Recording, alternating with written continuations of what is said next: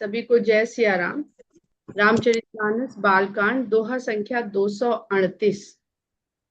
अरुणोदय सकुचे कुमुद उडगन ज्योति मलिन, जिमि तुम्हार आगमन सुनि भय नृपत बलहीन। ये दोहा लक्ष्मण जी के द्वारा कहा जा रहा है और वो कहते हैं कि अरुणोदय होने से जो रात्रि में जो बड़े जीवंत थे, जिनकी सत्ता थी, जिनका अस्तित्व था, कुमुद कुमुदनी और नक्षत्र तारे इत्यादि, वो सब उनकी सबकी ज्योति फीकी पड़ गई। कुमुद मुरझा गए और नक्षत्रों की ज्योति फीकी पड़ गई केवल अरुणोदय के आगमन भर से। जिमि तुम्हार आगमन सुनी भय नृपति बलहीन। जिस प्रकार से आपके आगमन के कारण ही मिथिला में पधारे हुए जितने भी राजा हैं वो बलहीन हो गए हैं, कांतिहीन। जिस प्रकार नक्षत्र हो गए हैं या कुमुद मुरझा गए हैं, उसी प्रकार उन राजाओं के चेहरे मुरझा गए हैं और उनका बल अब कांतिहीन फीका पड़ गया है। यहाँ पर अगर हम इस दोहे में देखें तो गोस्वामी जी कितनी सुंदरता से श्रृंगारिक प्रसंग को वीर रस की ओर प्रेषित कर रहे हैं। बहुत धीरे से मुड़ रहे हैं। अभी तक किसका वर्णन हो रहा था कि भगवान राम और सीता का पुष्प वाटिका में श्रृंगारिक वर्णन हो रहा था। रामचंद्र जी सीता जी के सुंदरता में डूबे हुए थे, चंद्रमा के बहाने से सीता जी के सौंदर्य के रस में डूबे हुए थे, सुख पा रहे थे, प्रसन्न हो रहे थे, आनंदित हो रहे थे। अब लक्ष्मण जी वहां पर उनको धीरे से वीरता की याद दिलाते हैं, बल की याद। शकल बिजनेस म्यूट का रखिए। नूर है इन पे। और क्यों वीरता की और बल की याद दिलाते? बहुत सारे कारण हैं, बहुत सारे कारण हैं। थोड़ी थोड़ी चर्चा जितनी बन पड़ेगी करेंगे, क्योंकि सीता वीर शुल्का है। केवल उनके सौंदर्य से, उनके प्रेम में हो जाने से, उस प्रेम का सुख अनुभव करने से सीता मिलने वाली नहीं है, वो वीर शुल्का है। तो उनके वीरोचित भाव को, जो कहते हैं ना, लक्ष्मण जी तो श्री राम के यश पताका के दंड हैं, ध्वज के दंड हैं। तो वो दंड उनको लेके आता है वीरोचित भाव की तरफ भगवान के। और कहते हैं नृप सब नखत करहि उजियारी, तारी न सकहि चाप तम भारी। और उनको याद दिलाते हैं धनुष की। बात तो वो अन्य राजाओं की कर रहे हैं, लेकिन उनको भी धनुष की याद दिला रहे हैं कि सारे राजा जो यहाँ आए हुए हैं वो भी इसी भाव से आए हैं, सीता को प्राप्त करने के उद्देश्य से आए हैं। लेकिन ये जो धनुष है, ये इतना भारी अंधकार है जो इन राजाओं का बल नक्षत्र रूपी है। धनुष रूपी अंधकार इन नक्षत्र रूपी राजाओं के ज्योति से जाने वाला, मिटने वाला नहीं है, यानी भंजन होने वाला नहीं है। पहले हम लोग शाब्दिक और सीधा अर्थ समझ लेते हैं, उसके बाद जो जितने भी भाव बन पड़ेंगे वो कहने का प्रयास करेंगे। और कहते कमल कोक मधुकर खग नाना, हर से सकल निशा अवसाना। अब ये जो अरुणोदय हुआ है, उसके अरुणोदय होने के कारण कमल, चकवा, भौरा और पक्ष, नाना प्रकार के पक्षी, ये सब हर्षित हो गए हैं, क्योंकि इन्होंने जाना है कि निशा का अब अस्त होने वाला है, निशा का प्रस्थान होने वाला है, समाप्ति होने वाली, अवसान होने वाला है। तो ऐसे ही प्रभु सब भगत तुम्हारे, हे प्रभु इसी प्रकार है आपके सब भक्त हुई हैं ही टूटे धनुष सुखारे। जब आप धनुष तोड़ेंगे ना, तो आपके भक्त भी इसी प्रकार हर्षित होंगे, सुखी होंगे। और कितने तरह के भक्त बताए? 4 प्रकार के भक्त। हम लोगों ने पढ़े मानस में, ज्ञानी, जिज्ञासु, अर्थार्थी और आर्त, ये 4 प्रकार के भक्त होते हैं। तो 4 प्रकार लक्ष्मण जी ने बता दिए, कमल कोक मधुकर खगनाना। खगनाना जो कष्ट में याद करते भगवान को, ये सबसे ज्यादा है, सबसे ज्यादा है। ज्ञानी भक्त जो हैं वो ढूंढे मिल जाते हैं, उनके मतलब नाम हम जान सकते हैं। भक्त प्रहलाद हैं, ध्रुव हैं, नारद जी हैं। इनको क्या चाहिए, ये ज्ञानी भक्त हैं, इनको पता है कि जीवन का, मनुष्य जीवन का उद्देश्य या संत होने का, संत लोग हैं, इनकी गिनती नारद के संतों में है, भक्तों में प्रहलाद की है। तो ये ऐसे ज्ञानी हैं जो इस संसार में आते हैं लेकिन इस संसार से निर्लिप्त रहते हैं और केवल आपकी ही इच्छा करते हैं। तो वो कमल हो गए, कोक हो गए, जो चकवा हो गया। अब चकवा के द्वारा जो भक्त हैं उसमें जिज्ञासु भक्त आते हैं, जैसे देवता जो राह देख रहे हैं, देवता राह देख रहे हैं ना, जैसे वो राह देखता है, उसी तरह से देवता राह देख रहे थे आपके जन्म की, और जन्म के बाद अब कैसे रावण का वध करेंगे, ये तो सब बीच का खेल है। देवता केवल इतना चाहते थे कि आपका जन्म हो, रावण का वध हो। और भौरे जो हैं वो अर्थार्थी भक्त हैं, रस का पान करना चाहते हैं, और ऐसे अर्थार्थी हैं जो रस का पान करते भी हैं और उसको जाके गुनगुन गुनगुन करके बांटते भी हैं। तो ऐसे संत जो आपकी भक्ति के आनंद का रस लेते हैं और फिर लीला, बखान, कथा किसी भी तरह से उसको गुनगुन गुनगुन करते हुए अन्य लोगों में भी उसको बांटते हैं, अपने ही लिए नहीं खाली उस रस को। इसलिए कथा श्रवण जो हमने जान लिया उसको कहना चाहिए, ताकि उसको सुन के अन्य लोग भी उस रस का आनंद ले सके, और जब जानेंगे तब उस रस का आनंद लेने के लिए वो भी भंवरे बन जाएंगे, और भंवरे बन के वो भी स्वयं उस रस का आनंद लेंगे। और जनकपुर के स्त्री पुरुष वो क्या चाहते हैं कि सीता जी के बहाने से, ये उनका भी अर्थ है, लेकिन देखिए कितना सुंदर इसमें उनके अर्थार्थी भक्त होने का भाव है कि सीता जी के नाते से ये आएंगे तो हम दर्शन कर लेंगे, सीता जी के नाते से हमारा इनसे रिश्ता जुड़ जाएगा कि हम राम की ससुराल वाले बन जाएंगे। और आज तक उस प्रेम के संबंध को मिथिलावासी आज तक निभाते हैं, आज तक उस आनंद में रहते हैं। और खग, ये जो आर्त भक्त हैं, जिसमें बदलते रहते हैं, आर्त भक्त जो हैं, जैसे जनक जी पहले तो जिज्ञासु है, पूछते हैं विषय ये कौन है, तो ये जिज्ञासा है। तो इसमें एक मिनट मत बांध दीजिएगा किसी भी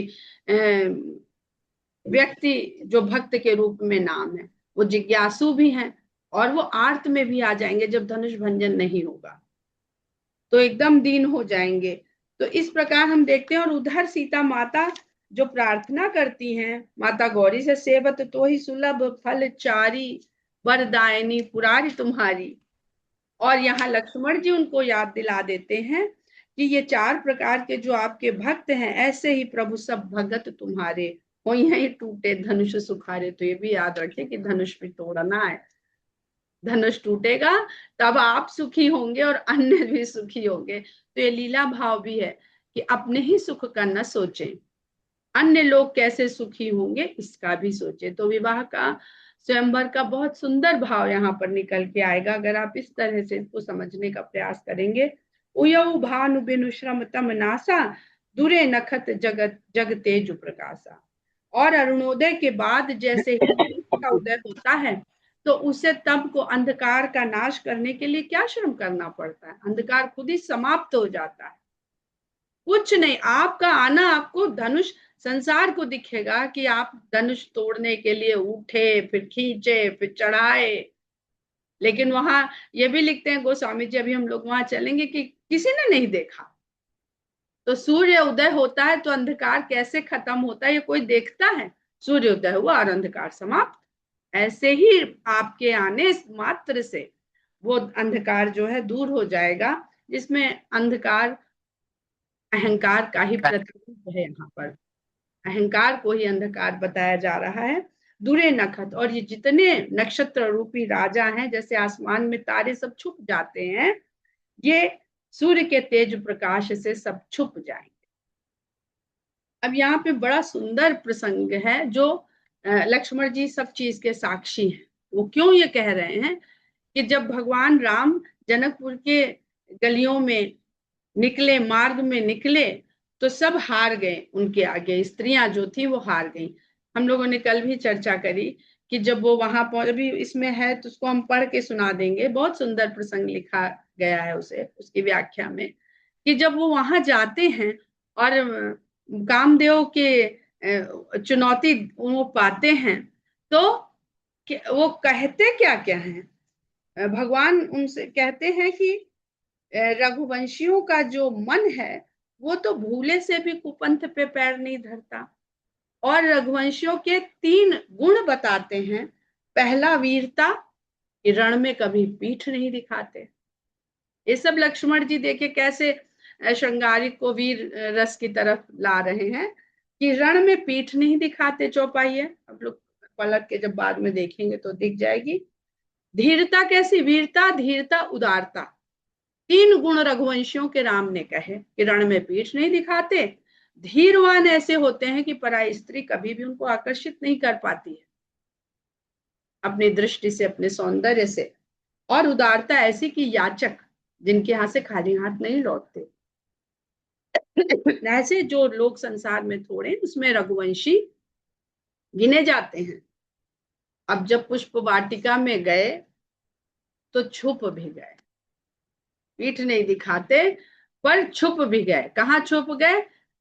लता की ओट में। तो ये किसके भाव को भगवान ने पूरा किया? जो जनकपुर की स्त्रियां थी, जो आगे आई थी और जिन्होंने कहा था कि बड़े रूपवान है, बड़े तेजवान है, बड़े प्रतापवान प्रकाशवान है, क्योंकि सबने बताया भी कि भाई ताड़का को वध किए हैं और अहिल्या का उद्धार किए हैं। तो वो कहती हैं कि हम देखते हैं, हम तो निरीह पड़े जा रहे हैं, इनके आगे अवश हुए जा रहे हैं, पर हमारी जानकी जी के आगे देखते हैं इनमें कितना बल है। तो जब जानकी जी के आगे जाते हैं तो भगवान पहले खुद ही याचक बन जाते हैं, मालीगणों को ढूंढते हैं फूल लेने के लिए। तो किस भाव में आ गए भगवान? जिनके यहाँ से याचक नहीं लौटते, वो सीता जी की मिथिला में पुष्प वाटिका में याचक बन गए हैं, मालियों से पूछने के लिए कि हम फूल ले लें। ले लें तो कहाँ से ले? तो उन्होंने पलट दिया, सखियों ने राम के हर भाव को पलट दिया, याचक बना दिया। और उसके पश्चात छुप भी गए। जब छुप गए तो जो साथ में सखियां थी, उन्होंने कहा ये तो छुप गए, अब इनको बाहर निकालना चाहिए। तो क्योंकि जब डंके की चोट हुई है तो युद्ध चलेगा, तो युद्ध बराबर चलेगा।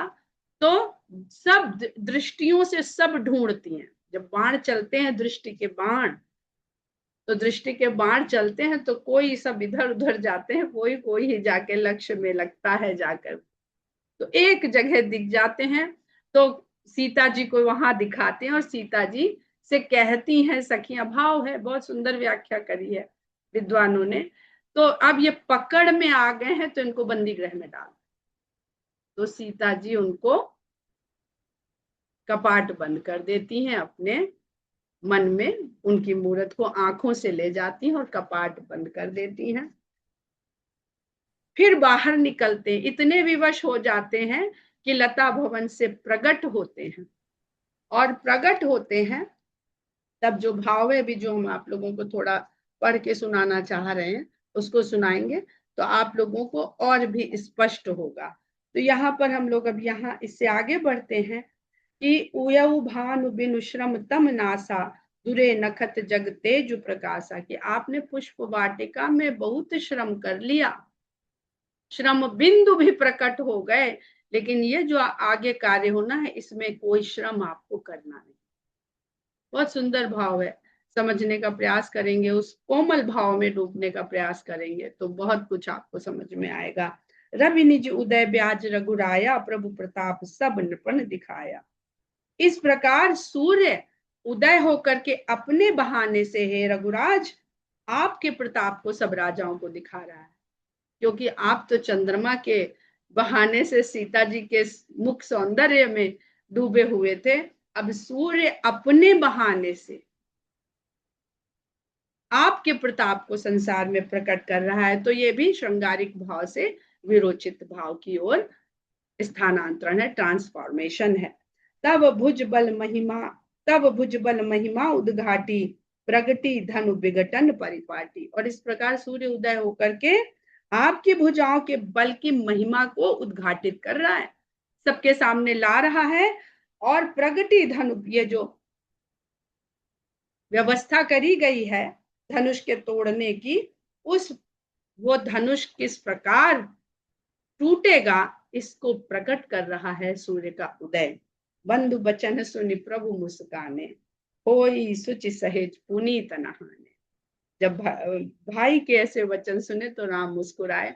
वो तो सब जानने वाले हैं, फिर भी किस प्रकार वो सबको महत्ता देते हैं कि लक्ष्मण हमें याद दिला रहे हैं, मेरे विरोचित गुणों को याद दिला रहे हैं, तो मुस्कुराते हैं। हमने पहले भी कहा था कि भगवान बहुत कम जगह मुस्कुराए और भी हंसे लिखा गया। ये प्रसंग में जरूर आनंद लीजिए। और श्रृंगारिक पक्ष और भगवान मुस्कुराए ना, तो लक्ष्मण ये भी चाहते थे कि भाई मन में इतने भाव है, थोड़ा मुस्कुरा भी तो दो, संसार को भी तो आपके मुस्कान दिखे। तो मन ही मन में सोचते रहोगे तो संसार लीला को कैसे दिखेगा, देख सकेगा। तो भगवान भाई के वचन सुन करके मुस्कुराते हैं और फिर दैनिक नित्य शौच आदि क्रिया से पवित्र होकर के नहाने स्नान करने जाते हैं। नित्य क्रिया करी गुरु पही आए, चरण सरोज सुभग से लाए।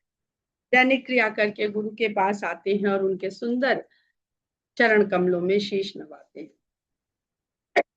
इधर जनक जी के भवन का प्रसंग लिखते हैं गोस्वामी जी कि सतानंद तब जनक बुलाए, कौशिक मुनि पहि तुरंत पठाए। अब जनक जी, क्योंकि विश्वामित्र उनके नगर तक तो आ गए हैं, लेकिन धनुष यज्ञ के लिए उनका कोई आमंत्रण नहीं है, तो खास शतानंद जी को जनक जी बुलवाते हैं और अपना निमंत्रण संदेश कौशिक मुनि विश्वामित्र के पास तुरंत भेजते हैं। जनक विनय तिन्ह आय सुनाए। और जनक की इस विनती को शतानंद जी आकर के विश्वामित्र जी को सुनाते हैं, तुरंत आकर के सुनाते हैं। हर से बोल दिए तो लिए दो भाई। और विश्वामित्र जी जनक जी की ये विनय सुन करके हर्षित होकर के दोनों भाइयों को बुलाते हैं। सतानंद पद बंद प्रभु, बैठे गुरु पही जाए। दोनों भाई आते हैं और शतानंद को चरण वंदना करते हैं और फिर गुरु के पास बैठते हैं। चलत तात चलहु तात मुनि कहु तब, पठवा जनक बुलाए। सती जी को शंकर जी ने बहुत मना किया कि बिना बुलाए न जाओ, कहाँ कहाँ नहीं जाना चाहिए बिना बुलाए, कहाँ कहाँ बिना बुलाए चले जाना चाहिए। तो भी परिस्थिति स्थिति देखनी चाहिए। पिता गुरु के मित्र के यहाँ बताया ना, उनके यहाँ निमंत्रण को नहीं देखना चाहिए, लेकिन फिर भी देख लेना चाहिए कि आवत ही हर से नहीं नैनन नहीं सने, तुलसी तहाँ न जाइए कंचन बरसे में। तो यहाँ पर वो पूरा मर्यादा का पालन हो रहा है। विश्वामित्र राम लक्ष्मण से कहते हैं चलहु तात मुनि कहु तब। तब मुनि ने राम से कहा कि हे तात, जनक ने बुलावा भेजा है, हम लोगों को वहां चलना चाहिए।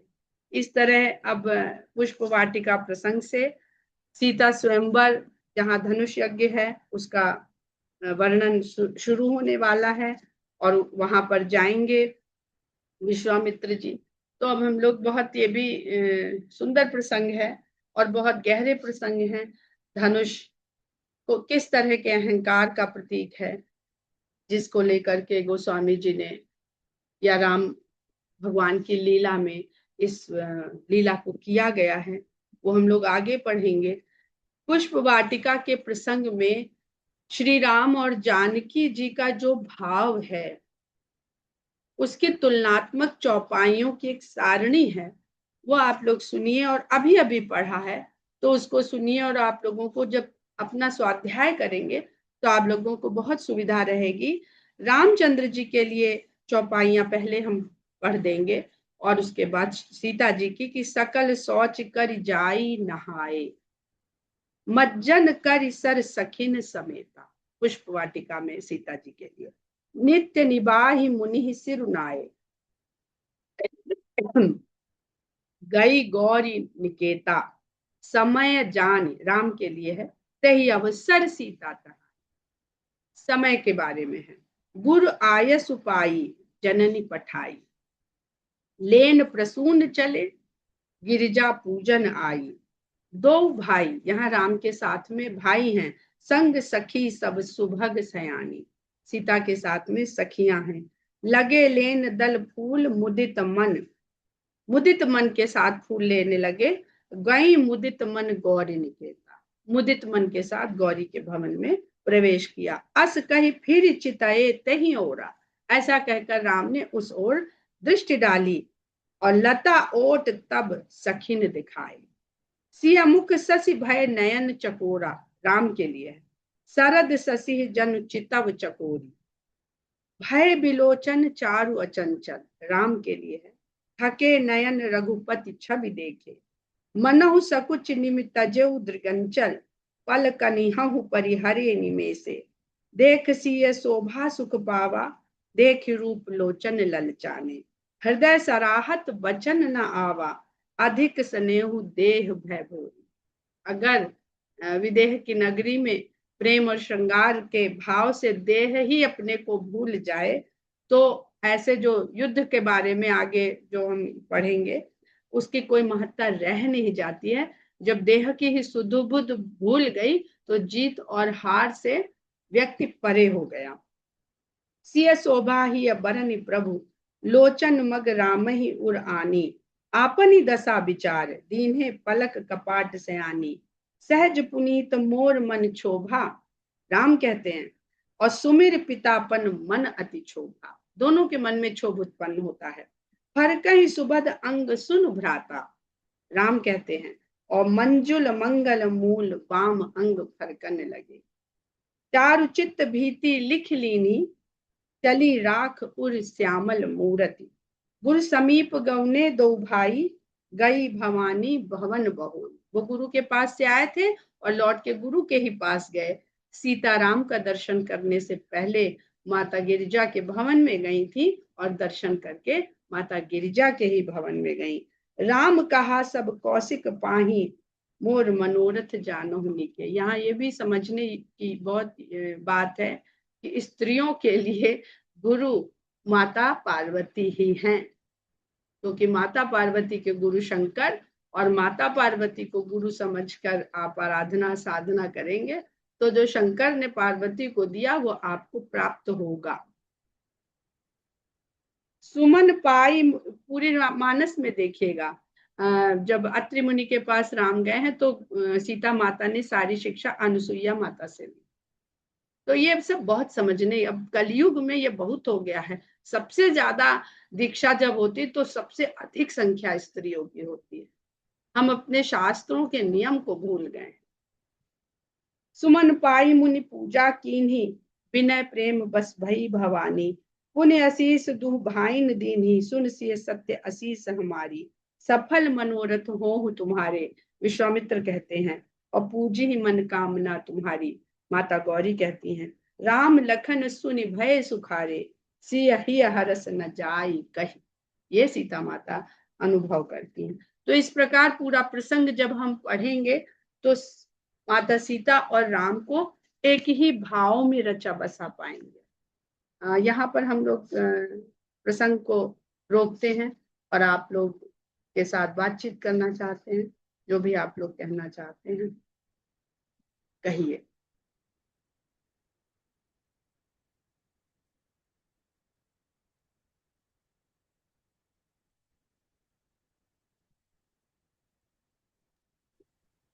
पुष्प वाटिका में राम के जो रघुवंशी गुण हैं, वीरता धीरता और उदारता, वो प्रेम के आगे उससे रहित हो जाते हैं। राम प्रेम, सीता जी के प्रेम में इस प्रकार भूत हो जाते हैं। सीता जी ने उनको किस प्रकार अपनी शक्ति से, वो इसीलिए कहते हैं कि जो राम ने धनुष तोड़ा वो सीता की शक्ति से तोड़ा। सीता नहीं चाहती तो कोई क्यों नहीं तोड़ सका, क्योंकि सीता की इच्छा नहीं थी। जब भी कोई वीर उठा, बलवान उठा, तो उसमें सीता की इच्छा नहीं थी।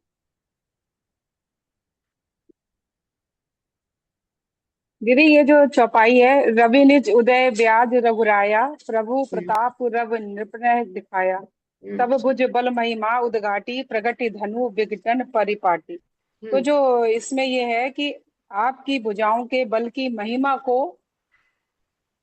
प्रकट करने के लिए या उद्घाटित करने के लिए धनुष तोड़ने की पद्धति हम्म, इसमें लिखा हुआ है, जो मानस में, कि धनुष हाँ। तोड़ने की पद्धति प्रकट हुई है। तो इसका इसका स्पष्टीकरण थोड़ा ऊपर सा। देखिए, जो 38 के बाद की पहली चौपाई है, वहां लिखा टारी न सकहि चाप तम भारी। ये धनुष जो है, अंधकार रूपी जो धनुष है, ये सूर्य उदय होता है तो जो किरणें आती हैं वो सूर्य की भुजाएं हैं। जो सूर्य का बल है, जो सूर्य का प्रताप है, वो किरणें लेकर के, जो हम लोग पढ़ते हैं ना सवितुर नमः, तो सविता और सवितुर, जो सूर्य और सूर्य की किरण को हम अलग नहीं कर सकते हैं। तो सूर्य को नहीं आना पड़ता है धरती पर अंधकार को मिटाने के लिए, वो उदय हुआ और उसकी किरणें सारा काम कर देती हैं। तो दोनों भाव हैं कि सूर्य ने परिश्रम क्या किया, एक एक जगह उसने टॉर्च जलाई तब अंधेरा गया, वो उदय हुआ और अंधेरा चला गया। तो उसी तरह से सूर्य ये बता रहा है, आपके भुजा के बल को प्रदर्शित कर रहा है, उद्घाटित कर रहा है कि जो के धनुष को तोड़ने की पद्धति, यानी जो प्रतिज्ञा करी गई है कि परिपाटी निश्चित है, परिपाटी क्या, जो निश्चित है कि धनुष टूटेगा तभी सीता का विवाह होगा, वही वर सीता के लिए चुना जाएगा।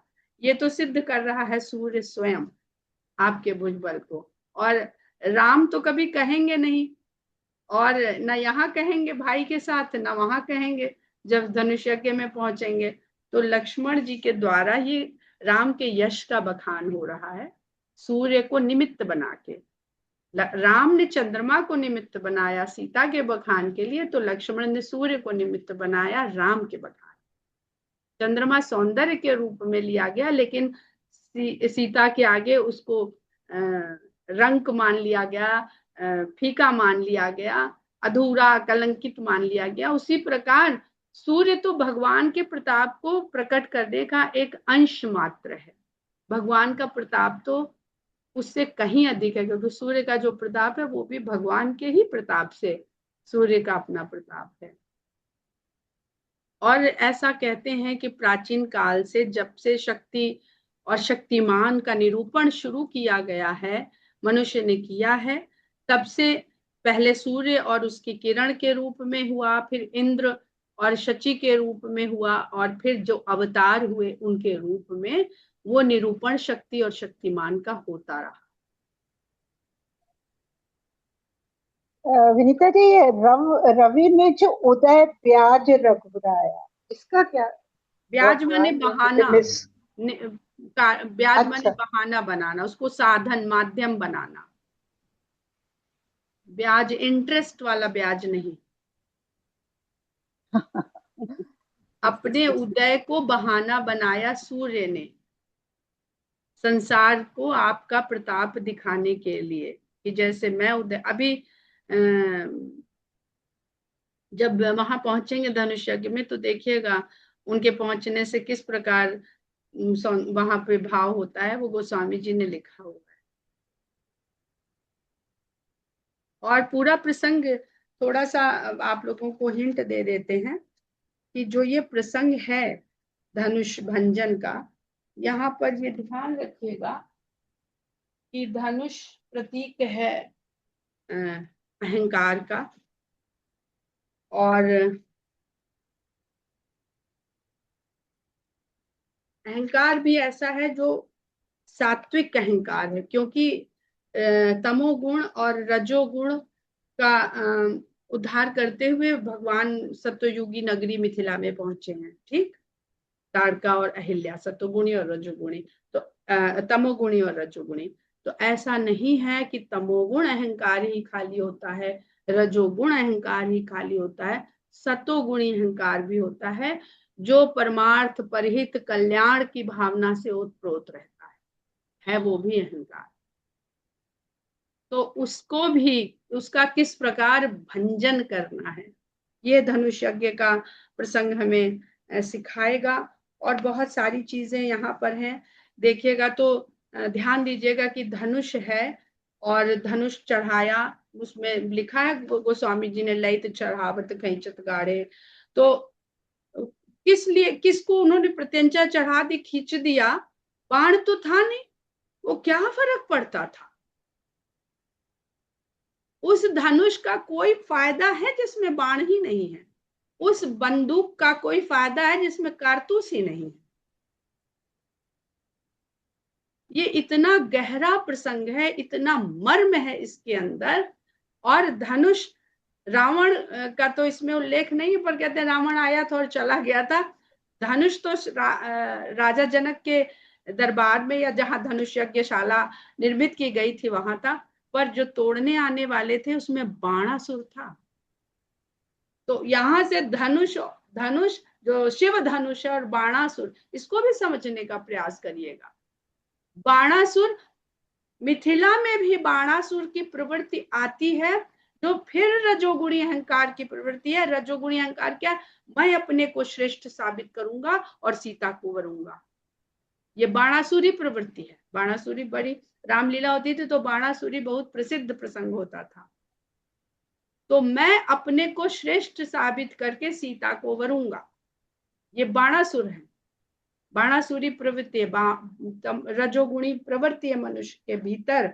और रावण की प्रवृत्ति क्या है कि मैं छीन के ले जाऊंगा, मैं जिसकी भी है छीन के, ये महातमोगुणी प्रवृत्ति है, महातमोगुणी। ये जो परशुराम है उनके क्या सतोगुणी अहंकार था?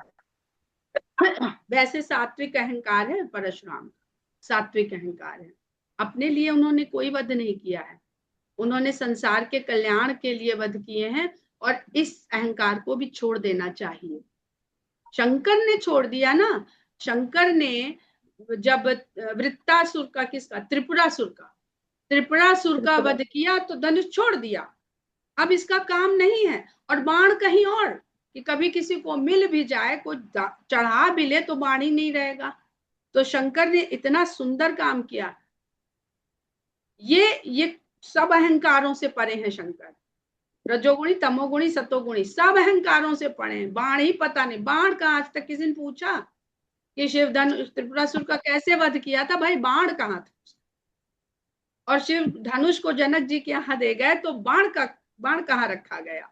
बाण तो अकेला शायद फिर भी वार करने के, हाथ से मार दो, फेंक दो, कुछ कर दो, पास में जाके भोंक दो, बाण तो फिर भी काम कर सकता, धनुष तो कुछ कर ही नहीं सकता, केवल लदा रहता है, अहंकार केवल लदा रहता है, कर कुछ नहीं सकता। यही तो संसार में है, अहंकार को सब लादे हुए हैं, हमने ये किया, हम वो कर देंगे, हम कर रहा है अहंकार कुछ? जब तक धनुष अहंकार धनुष, बहुत सुंदर प्रसंग है, बहुत गहरा प्रसंग है। प्रयास करेंगे कि जो गोस्वामी जी ने भगवान की जो इतनी अनंत लीला, इसीलिए कहते हैं हरि अनंत हरि कथा अनंता, एक एक लीला के अनंत भाव हैं। कितना हम लोग समझेंगे, कितना हम लोग कहेंगे। फिर भी आपके द्वारा हम लोग बहुत समझ रहे हैं। हम लोग पहले इतनी बार रामायण पढ़ते थे, कभी कुछ समझ में नहीं आता था। आप लोग ढूंढिए, आपको काम दिया कि बाण कहाँ है, जो शिव धनुष राजा जनक के दरबार में रख दिया गया, देवरात को दिया गया था, जो उनके पूर्वज थे देवरात, उनको दिया गया था। शायद सातवें राजा थे निमि वंशजों में, उनको दिया गया था, तब से धरा ही था। अरे आगे भी धरा रहने देते, पानी नहीं था तो क्या हो जाता।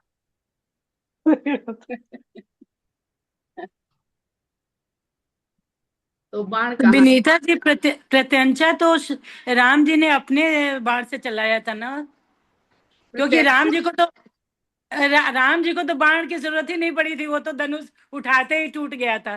नहीं, प्रत्यंचा तो चढ़ाई, उठाते ही नहीं टूटा है। उन्होंने अच्छा। धनुष उठाया, प्रत्यंचा चढ़ाई, प्रत्यंचा चढ़ाते, भाई प्रत्यंचा चढ़ाने को उसे झुकाना पड़ता है, और झुकाया दिखाना तो टूट पड़ता। गया, प्रत्यंचा चढ़ ही नहीं पाई। अहंकार झुकेगा नहीं, जो झुक, अहंकार का अर्थ क्या, झुक गया तो अहंकार तो समाप्त हो गया। हम्म, जी जी। झुकते ही अहंकार का लोप हो जाता है। कोई देख, ये बहुत सुंदर लिखा गोस्वामी जी ने। हाँ, ये सही कहा आपने कि झुकते ही टूट गया, अहंकार अहंकार का तो टूट गया। अस्तित्व समाप्त, वो झुका तो। जहाँ झुके वहां हाँ, अहंकार और खत्म। प्रभु बहुत दो बढ़िया, चाप बहुत। खंड में ही डारे, देखी लोग सब जी भय सुखारे। वो टूटा हुआ भी उन्होंने हाथ में नहीं रखा, तुरंत धरती पे छोड़ दिया, लिए रहते, भाई देखो हमने तोड़ा है। ट्रॉफी मिलती है तो लोग फोटो खिंचाते हैं, हमें गोल्ड मिला है, हमें सिल्वर मिला। उन्होंने तुरंत छोड़ दिया, टूटा नहीं कि छोड़ा कि कहीं लद ना जाए मेरे ऊपर। इसका कर्ता भाव, कर्ता भाव ही अहंकार है। सही बात है। लेकिन ये एक बहुत अच्छी बात है कि सीता जी की इच्छा से हुआ। वो तो मांग आई ना वहां पहले ही। हाँ, मांग आई पहले ही।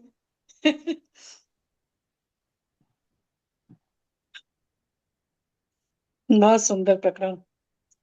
पहले बहुत इसको पहले रिकॉर्डिंग बंद कर दे, जय सिया राम।